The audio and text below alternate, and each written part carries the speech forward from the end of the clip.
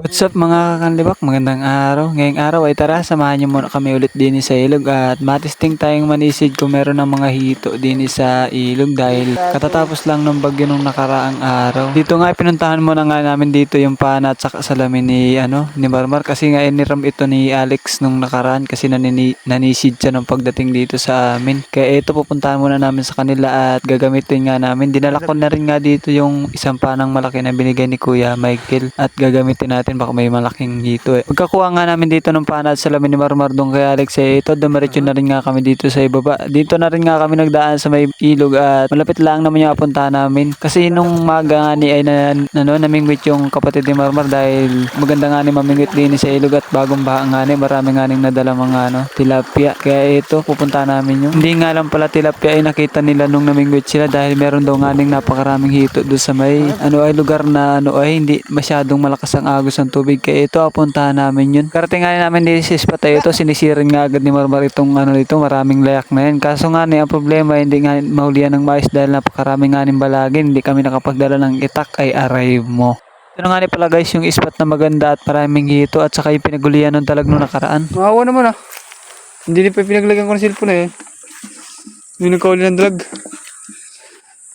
Shoutout pala kay Mamingo. Salamat to sa iyong panonood.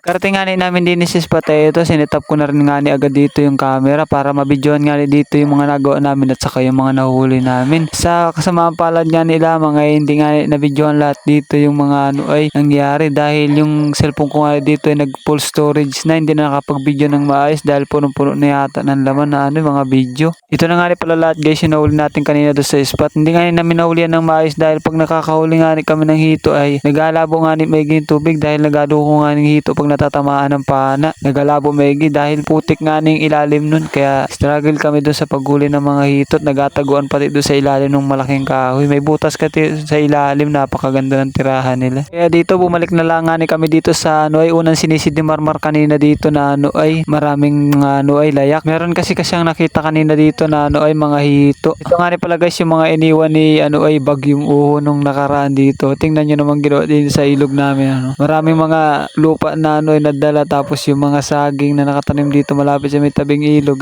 daliman din. Lawak pati yung mga ilog dito. Tingnan nyo naman. Malaki megi? Balagbaga. Hindi kinama. Saan pumunta baga? Kasi wala na dito sa angat. Dito nga may nakita nga ditong napakalaking hito si Marmar. Kaso lang nga nung pagpanan niya nga hindi malati na maan. Nasipan niya nga dito yung timbo ng mga balagin dito na sa gilid na yan dahil doon lang nga sumuksok yung mga yung hito na pinanan niya kanina. Kaso lang nga ayaw lumabas. Makababa naman Bobo or. Bakit? Hindi naman umakyat. Hindi man wala pang tayo.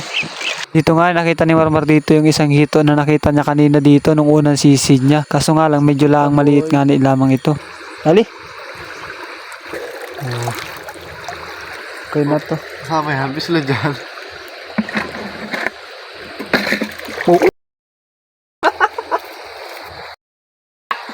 Makalipas lang nga ng ilang minuto dito ay yung nakawala nga ng hito dito ay napana ulit nga ni Marmar. Yung pala yung bis nakawala. Kalipas nga niya mahababang hanapan doon sa pinana niyang hito kanina na hindi tinamaan ito nakita na rin nga niya dito at pinanan na rin nga niya agad dito ito. Tingnan niyo naman kung gaano kalaki Hirap na hirap nga niya siya maunot yung pana doon sa ay ugat dahil dumikit nga ito. Tingnan niyo naman kung gaano kaitim yung hito na yan boyo. Naman. Sulit nga niya ang paghahanap ni Marmar dito sa napakalaking hito na ito. Dito nga dinala ko na rin nga ito sa tabi at baka wala pa man din yan ay sayang ang effort ni Marmar sa pagsisi dito. Tingnan nyo naman kung gaano kalaking hito na yan at kung gaano kaitim yan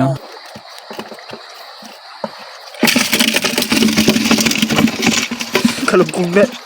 Tapos nga ni dito manisi ni Marmara ito, dumiretso na rin nga ni kami dito pa Ilaya at mauwi na rin nga ni kami. Tumisting lang nga ni kami dito kung meron kami mahuhuli dito mga ito. Naka-4 na pirasong ito lang naman kami dito. Tapos napakalaki yung isa. Kaya okay na yun. Tapos uwi na rin nga ni kami dito. Pagpapauwi nga ni kami dito, nadaanan pa nga namin dito yung mga sinampayo. Hindi ni nakaladad sa may tabing ilog. Siguradong tuyong-tuy at sobrang init ng panahon. Ito nga ni nakauwi na kami. Shoutout pala kay Bato. Siya muna ang videographer natin for today's video. Try mo naman agad.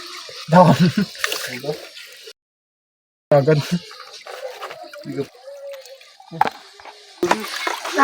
Ang dami huli.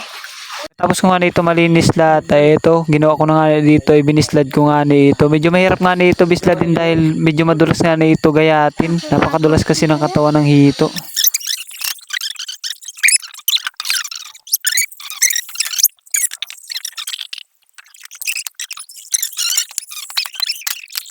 Tapos kung nga nito mabislad lahat, magayad sa lahat sa gitna, ito binabad ko lang nga dito sa suka, paminta, at saka bawang, tapos asin, tapos ito tinuhog ko na nga dito sa asalan at alagay natin dito sa arawan at arawan natin ito para matuyo-tuyo naman at pag natuyo na nga nito ay abislar na, aprituhin na natin ito.